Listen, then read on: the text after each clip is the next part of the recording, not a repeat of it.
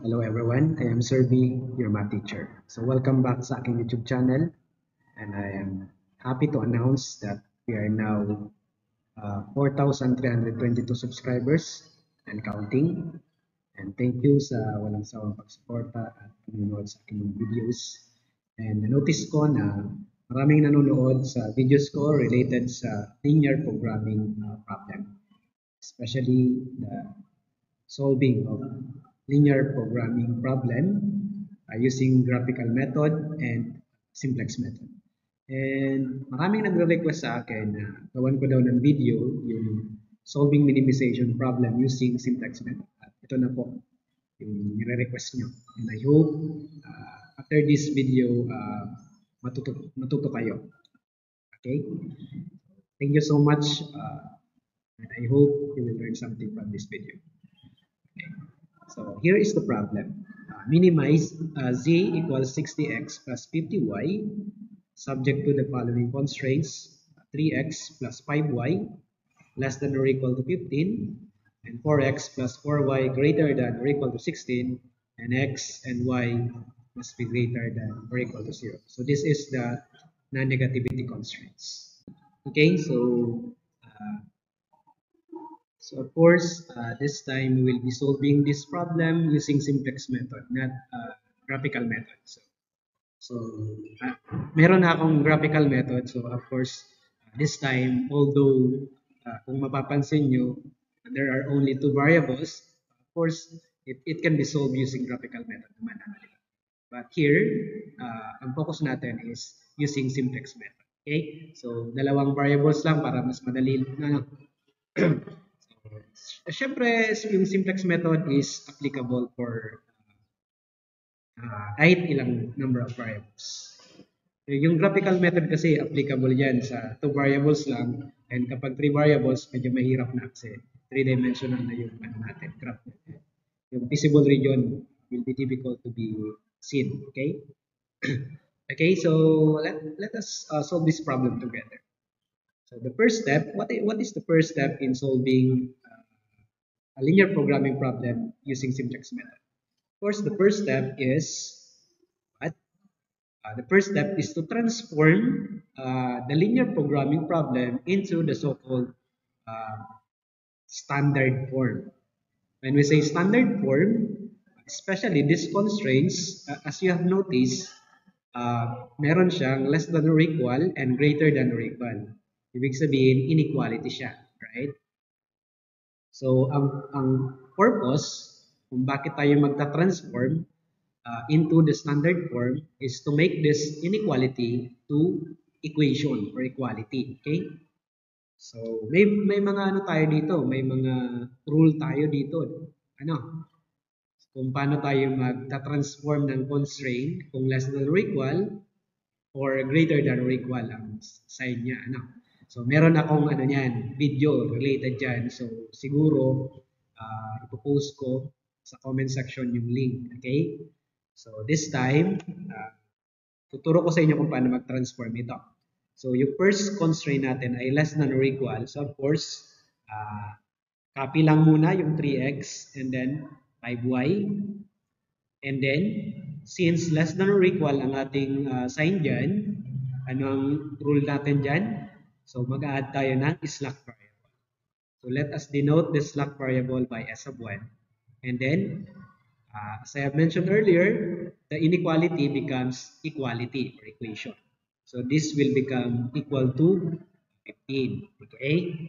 And then, the other one, greater than or equal, so copy 4x plus 4y. So kapag meron tayong greater than or equal, magsusubtract tayo ng slack variable. So kanina, nag-add tayo since less than or equal yan. Kapag greater than or equal, we have to subtract the slack variable and add tayo ng artificial variable. So let us denote the artificial variable by a sub 1. And now, uh, magiging na siya equality equation. And then, x, y, s sub 1, s sub 2, and then a sub 1, all variables must be greater than or equal to 0. And then how about our objective function? Objective function, minimize z equals, just copy 60x and then 50y. And then, dito sa constraints, di ba nag-add tayo ng slack variable. So, add tayo dito ng 0s of 1, and then add pa ng 0s of 2, and then add tayo ng artificial variable. So, yung artificial variable, ang coefficient niyan ay nakadepende dito sa coefficient ng ating objective function. Kung mapapansin nyo, we have 60x and then 50y. So, the coefficients are 60 and 50. So, ang i-add natin dito ay 100 a sub 1. Okay? Kaya talaga magpasulat dito. Right? So,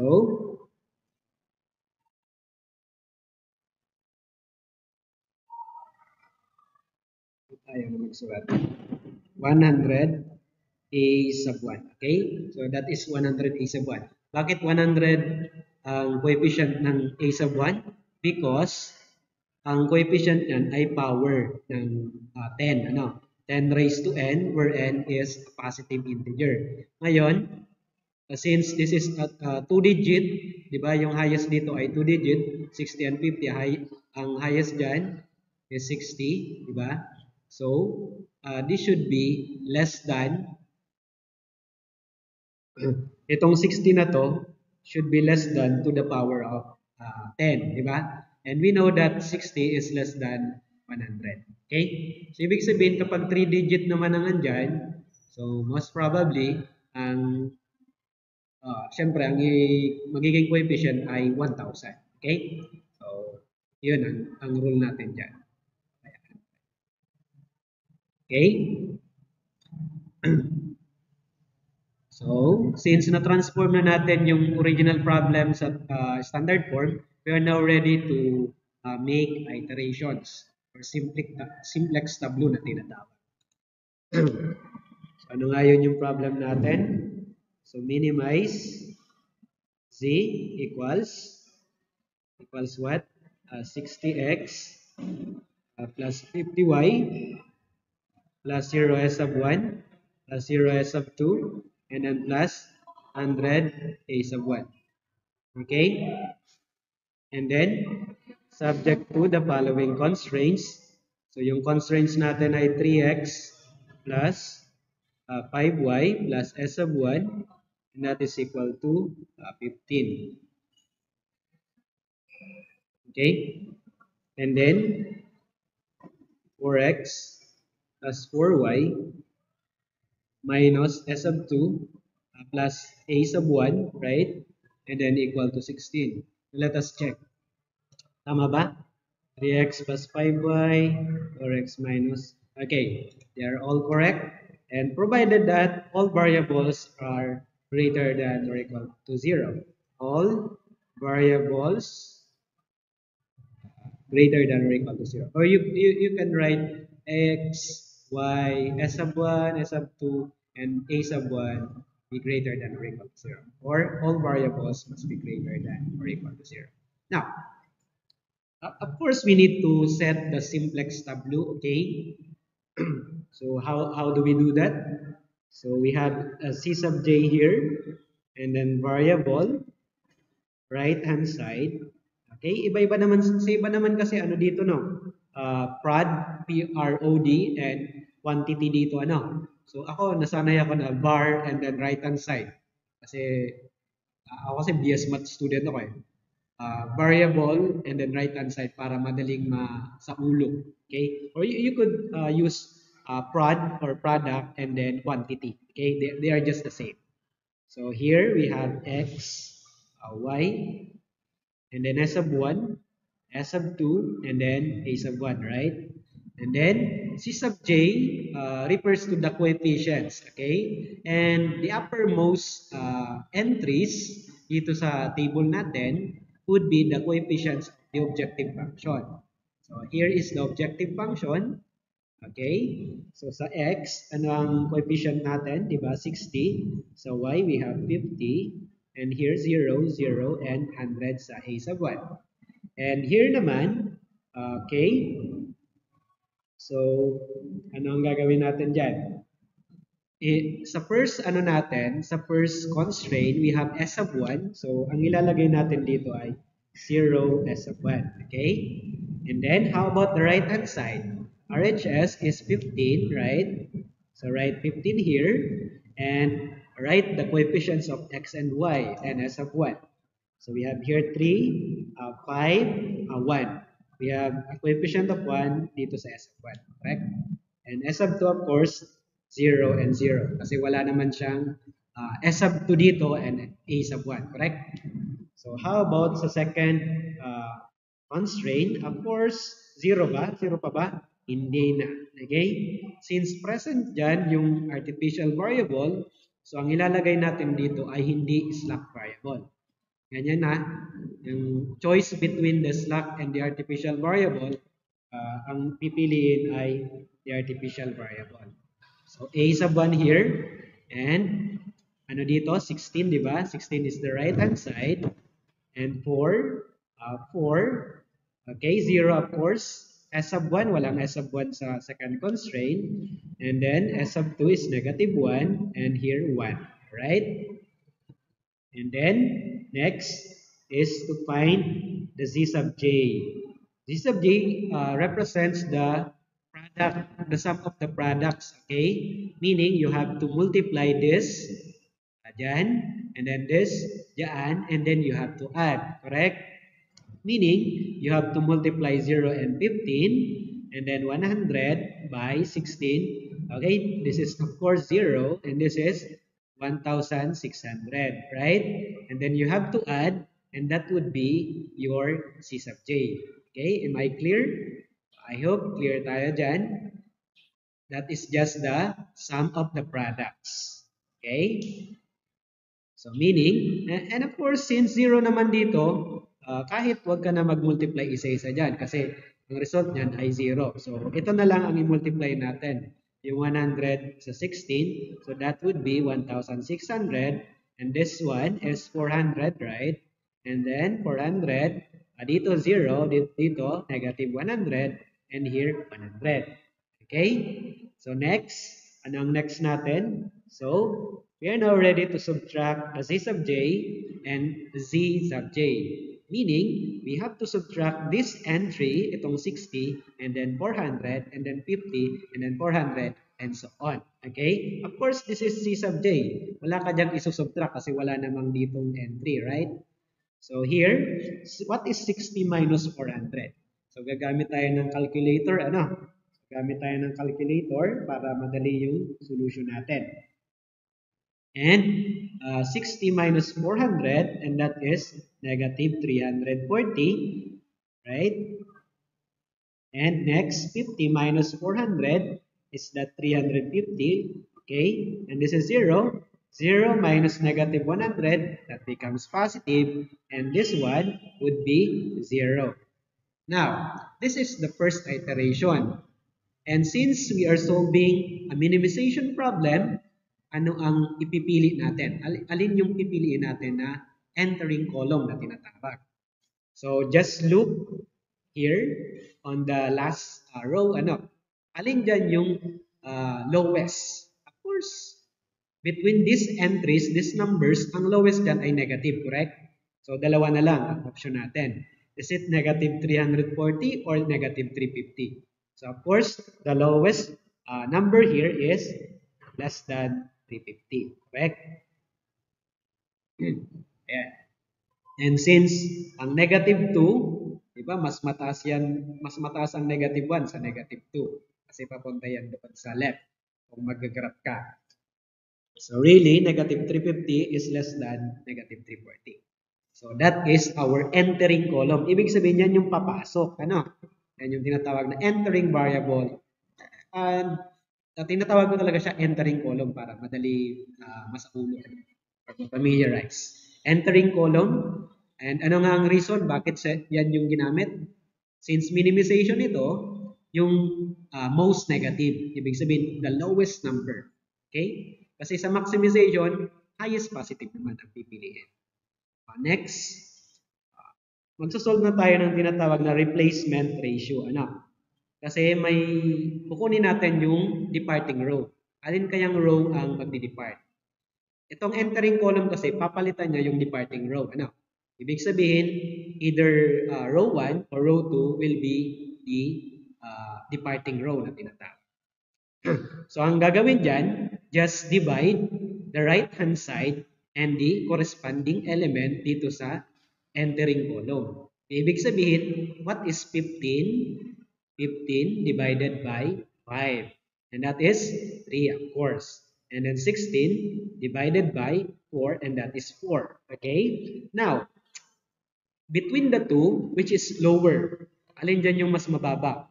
Of course, 3, di ba? So, ibig sabihin, that would be our departing row. Okay, so this will be our departing row, ano, since 3 is less than 4. Okay, ibig sabihin, ito yung papalitan na row. So, kaya tawag sa kanya is departing row. In other words, papalitan siya ng entering column, yung departing row. So, aalis yan. And then ito yung papalit. Okay? And 5 is the pivot. Okay? Pivot. Whatsoever. Tawag yan. Pivot is 5, the intersection between the entering variable or entering column and the departing row. Okay? So that would be our first iteration or first tableau. So we are now ready to for the second tableau. So just write the same C sub j var right hand side x y s sub 1 s sub 2 and then a sub 1. Okay, 60 here, 60 and 50 has 0 0 and 100. And refer to first tableau.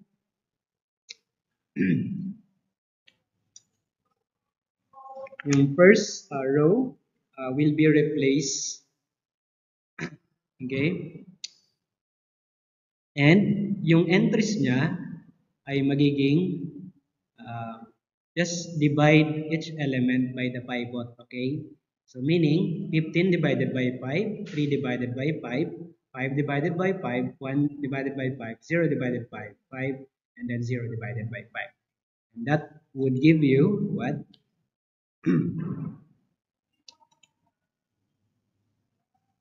Okay, but of course, papalitan na siya ng 50y kasi entering column and then departing row. Papalitan siya ng 50y. Yung 0s sub 1 here will be replaced by 50y. So, ibig sabihin, sa first row natin, we have 50y na. 50y. Okay? And then, the right-hand side, 15 divided by 5, that is 3. And next, 3 divided by 5, that is 3 over 5. And of course, since this column is the pivot, that would give you 1.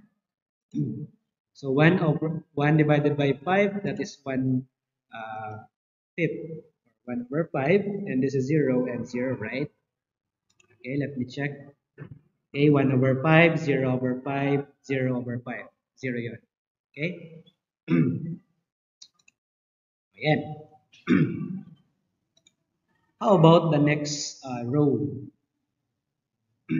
So, ang gagawin natin sa next row, para makuha yung next row, before that pala, yung 100a sub 1, hindi siya napalitan. So, as is yan dyan. 100a sub 1 yung nandyan. Pero yung problema natin is yung entries ng new row 2. Ibig sabihin, ito yung old row 1 and old row 2. So, this is our new row 1 and new row 2. Yung problema, ano yung entries ng new row 2? Ngayon, ang gagawin natin, list the old elements in row 2. 16, 4, 4, 0, negative 1, 1. 16, 4, 4, What is that? 16, 4, 4, 0, negative 1, 0, negative 1. Okay? And then, itapat mo yung mga entries ng new row 1. We have 3 here. 3 over 5, 1, 1 fifth, 0, and 0. Okay? Kumbaga mag-apply na tayo dito ng yung application sa matrix. So ito yung pivot natin. So kailangan yung baba niya or taas niya ay 0. So since dalawa lang naman ang ating row dito, so of course yung baba ng 1 dito kailangan maging 0. So ang goal natin dito maging 0 yung baba ng 1. And asan yung 1 na yan? Ito siya. Ibig sabihin dapat 0 yan dito. So anong gagawin nating operation para ito ay maging 0? So since 4 yung nasa taas natin, multiply tayo ng 4 dito and then we have to subtract, right? Since 4 minus 4 times 1, that is 0. So what is 16 minus 4 times 3? That is 16 minus 12. And that is 4, correct? Okay. And what is 4? Gamit tayo ng calculator. 4 minus 12 over 5. Okay. That is 8 over 5. 8 over 5 here. And here, since 0 yung nasa taas, this is negative 4 over 5. And this is negative 1. This is positive 1. Correct? So 4 here. And then 8 over 5. Negative 4 over 5. Negative 1. And then 1. Okay? Next, let me erase this.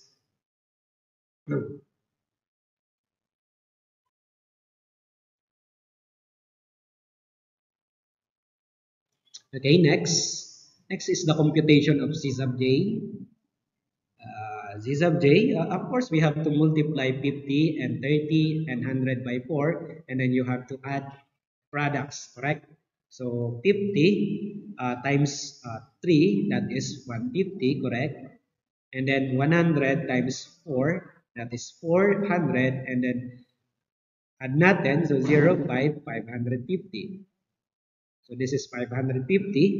So of course, kailangan yung gumamit ng calculator dito. So kasi fraction na yung entries dito.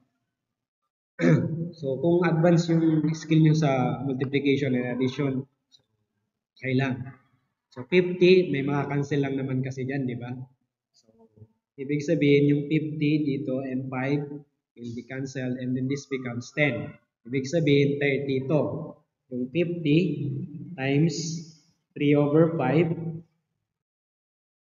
that is 30. Okay? So 30 plus what? So 100, pwedeng makancel yung 5 and 100. So 100 divided by 5, of course, that is 20, correct? So 20 times 8 is 160, correct?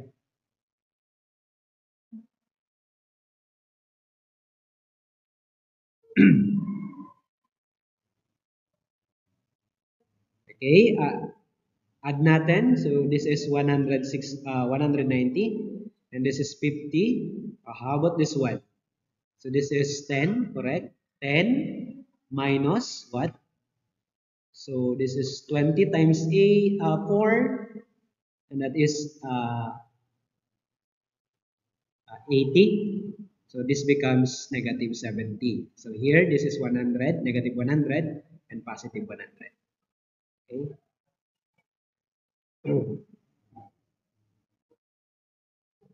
Next, the computation of C sub j minus Z sub j. So we have to subtract the entries here and then the entries on the last column. So 60 minus 190, what is that? So negative 130 and this is 0 and this is positive 70, this is positive 100 and this is 0. Okay? Of course, isa na lang yung negative. So eventually, ito na yung ating entering column. And kung mananotice nyo naman, pumasok yung y and eventually, ang papasok dyan, most probably, yung x. Kasi yan yung hinahanap natin. We are solving for the value of x and y here and z, okay? So we are about to minimize the problem. by solving for the value of x and y as well as the value of z. So this is our entering column. And how about the departing row? So just compute for the replacement ratio. Just divide the entry in the right hand side and the corresponding element in the entering column. Meaning you have to divide 3 and 3 over 5. 3 divided by 3 over 5, that is 5. Okay? 5 ang replacement ratio sa first row. How about sa second? So 4 divided by 8 over 5 will give you 5 halves, or that is 2 over 5. So eventually, that is lower compared to this one. So of course, most probably yan naman talagang second row ang masiselect natin as the departing row. Why? Because itong first row natin, pumasok na yan, di ba? Yung y yan. So kapag yan yung naselect nyo na magdi-depart ulit, mali yung solution natin dyan. Okay? So gano'n naman yung theory dyan. Ano? Since pumasok na yung y, so eventually hindi na yan matatanggal dyan or mapapalitan. So yung a sub 1 ang mapapalitan ng x. Okay? So this is your pivot. So we are now ready for the third iteration, and I hope ito na yung final solution natin. So C sub j bar right hand side x, y, s sub 1, s sub 2, and then a sub 1. Okay? Later on, magbibigay ako ng point of view dito related to a sub 1. Okay? So, ano na nga ba yun? 60, 50, 0, 0, and 100 here. Okay? And then, yung first row natin is as is, 50y. Okay? And about the second row natin, mapapalitan siya ng 60x yung 100 a sub 1. So, andito na yung 60 and then x. 60 and then x. Okay? And the entries in the second row, entries, okay? Just divide each entry by the pivot, which is 8 over 5. 4 divided by 8 over 5, that is 5 halves earlier, right? So, right, 5 halves here. So, as much as possible, don't use decimal number. I rather choose or prepared to use fraction, right? Para exact siya. Kasi kung decimal, pwede kayong makapag-round off dyan. Then, mababawasan or hindi na yung actual na number gagamitin kapag decimal. Okay? So, next entry natin is 1. 1 and then 0, correct? Tama ba? Okay. 0 and then let us divide 4 over 5 and then 8 over 5. And that is 1 half. Okay? 4 over 8 over, no. 4 over 5, negative 4 over 5 divided by 8 over 5. The pivot is our divisor. Okay? So, negative 4 over 5 divided by 8 over 5. So, dapat marunong kayo dito mag-divide manually ha. So, this is negative 4 over 5. Since this is division, itong fraction na to, magiging ano yan, irreciprocal. Ano? Ibig sabihin, from 8 over 5, this becomes 5 over 8. And then proceed to multiplication. So, this will give you, ito cancel, and then eventually, this is negative 1 half. So, we have negative 1 half here. Negative 1 half, and how about itong negative 1 divided by? So, magre-reciprocate lang naman ito. Just take the reciprocal and the negative. So, that is negative 5 over 8. Okay? Negative 5 over 8. And the other entry is 5 over 8, positive. 5 over 8 here. Okay? Next step. Next step, kunin natin yung old elements. Hold elements ng row 1, 3, 3 pips, 1, 1 pip, 3, 3 pips, 1. 3, 3 pips, 1, 3, 3 pips, 1, 1 pip, 0, 0. Okay? 1 pip, and then 0, 0. Actually guys, pwede nyo nang ma-eliminate yung A sub 1 column dito kasi nag-depart na siya kanina. Ano? May shortcut kasi dyan. Kasi what if napakarami ng A or artificial variables nyo? Last time, may video sana ako nito kaso na-delete. Hindi ko na-upload. Ano? So, ang artificial variables doon, may nagpa-tutor kasi sa ganitong problem. Ang case doon, tatlo yung artificial variables. So, kung nag-depart na yung A sub 1, kailangan makancel na siya dito sa column. And then, eventually, ano na siya, malilesen yung ating solution. Especially kapag ang ating mga entries ay fraction. Mahirapan kayo, time consuming. So dito, actually pwede na siyang ma-eliminate dito. Pwede na siyang ma-cancel. So dito, i-cancel na natin ito sa part na to. Para kunti na lang ang ating isusunod. Okay? So, delete ko na to. Okay lang naman na hindi ano. Pwede din naman na ako. Okay? So, and then write the entries, the elements in row 2, 0, negative 1, negative 5. Okay? So, ito yung 1. Of course, dapat 0 yan. Yung nasa taas niyan, 0. Okay? So, anong gagawin natin para maging 0 dito? Of course, kung ano yung number dito, ganun din yung gagawin yung multiplier. So, ipili ng multiplier and subtract. So what is this one? So of course, cancel out si 5. 3 minus 3 halves. 3 is 6. 6 minus 3. 6 minus 3 is 3. So that is 3 halves, I think. So let me check. 3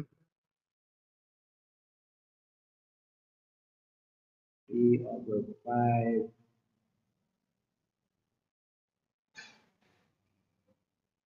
Okay, yeah, that is 3 halves. And this is 0. How about this one? 1 fifth. 1 pip plus, this is 3 over 10, right? 3 over 10. That would give you 1 half. And this one, this is positive 3, 8, right? Cancel yung 5 and positive na siya. Okay? So that would be the entries dito sa first row natin. 3 halves, 0, 1, 1 half, 3 over 8. Okay? And we have Z. So most probably, ito na yung final iteration natin or simplex natin. So Z, how about the Z? So this is what? Brain ko na na.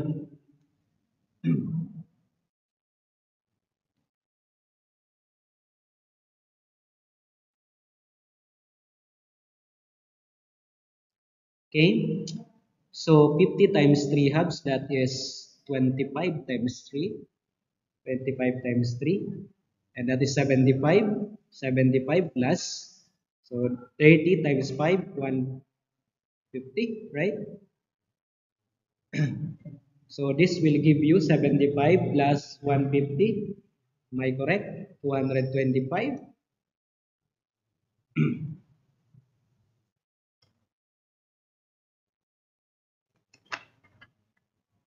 Okay? And then here we have 60, correct? And then 50. Actually, makikita nyo dito, ano na siya, 0, 1, 1, 0. Ganyan talaga yung nagiging, ano yan, kapag final iteration na. So dito, ano yung sagot dito? 25 minus 30. So this is what? Negative, ba?